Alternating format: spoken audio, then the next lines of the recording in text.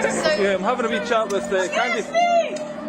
I'm having a chat with Candythief. What, you going to reveal your real name? oh yeah, my real name's Deanna. Diana, and we're talking about your music career and stuff, but you also do guitar and singing tuition as well? I do. I run a music tuition service called Key to Music, and as part of that, I'm building up a lot of free content in really whatever people want. So I'm quite open to requests. The Facebook for that is facebook.com Key to Music Official, and the ordinary website is keytomusic.co.uk.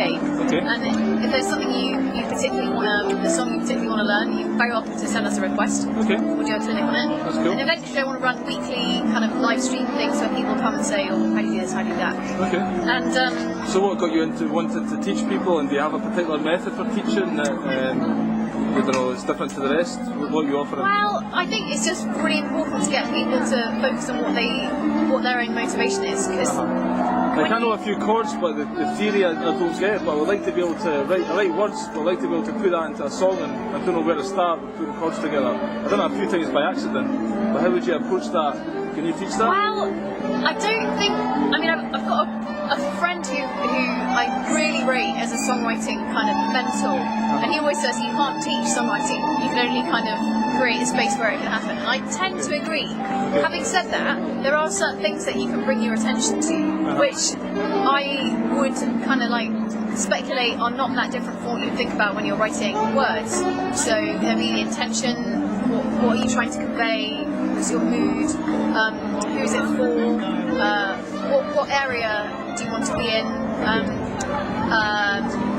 what dynamic do you want, you know, is it as intense, fast, or is it kind of slow and contemplative? And being guided by your ears is totally fine. And I would actually extend the comparison by saying, just as you can have a really wonderful haiku that uses a very small number of words, so you can have a really wonderful piece of music that uses very few notes, very few chords. It's in a way quite simple in its construction. But the more vocabulary you have musically, the more you have to choose from. If you only ever had 3 chords, although there's hundreds of fantastic 3-chord songs, you would kind of you wouldn't have very much kind of possibilities for variety. So I think a really nice way to expand your palette as a songwriter musically is to first of all learn songs of other people that you really enjoy. So you think you should learn as many songs as you can and really get to grips with them, understand them, and then after a while you kind of see how they're pieced together. And from that you can That's elaborate. a really good way of doing it. Thinking about what it is, you know, say having 5 of your favourite songs and thinking in a lot of depth about what it is you like about them. So you can take a few different criteria and go through the song, listen to the song a number of times, each time with a different criteria in mind, and just listen to how they're kind of approaching that particular aspect of it. So you might listen through once and work out what the structure is. So it might be verse, chorus, middle 8, chorus, chorus. Or it might be verse, bridge, chorus, middle 8, verse, you know, whatever it is. And that can start getting you thinking in that sort of a compositional way. And then you can have another listen and think about the harmony, so what the chords are doing. Are they changing a lot? Are they not changing very much? Is there repetition? Thinking about what the hooks of the song are. So the hooks are the things that kind of like hook you in. So that they might be lyrical hooks, like repeated vocals or a kind of a catchy chorus lyric that's really, it grabs your attention. It might be a tune, it might be a riff, like for example, think of the song Satisfaction. That's a classic hook riff.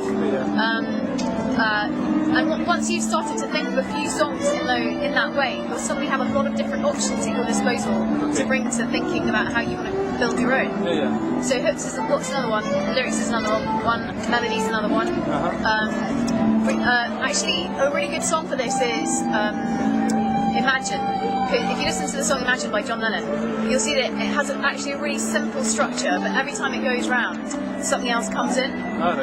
So it's got the same 4 chords going round, round, round. But once you start listening to it, you'll just hear subtle things like a shaker coming in, or a double bass coming in, and they're kind of building interest and keeping your attention throughout the song by doing things like that. And you know, I think it really would be comparable to, no doubt, attention you've given to constructing things, lyrics that have words in terms of building interest, or maybe using repetition, or you know, Frank Black, he has this great list song.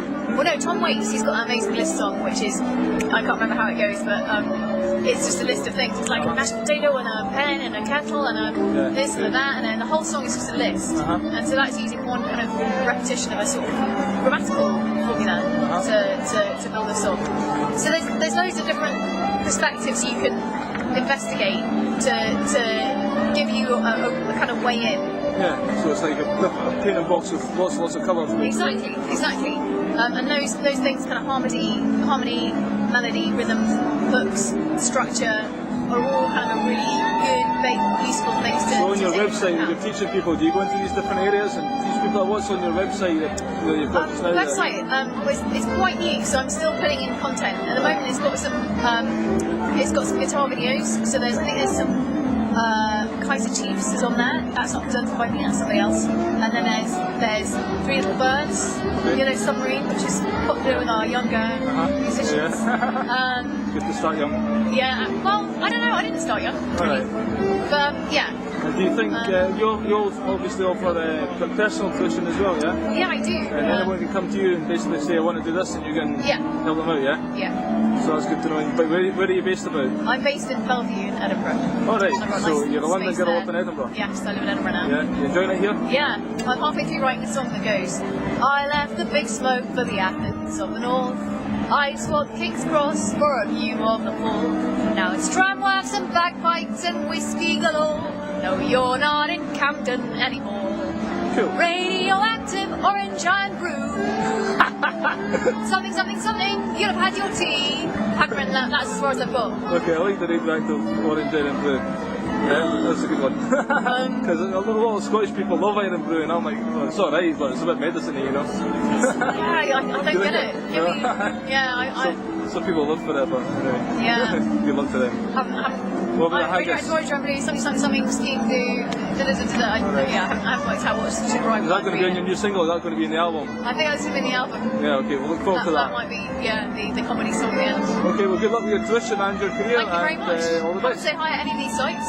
Okay, the sites again are Facebook.com Candythief Music for Gigs, and your tuition site is keytomusic.co.uk. And you on Twitter? Yes, there's _Candythief or there's Key to Music Official. Superb, all the best. Thank you very much. Cheers.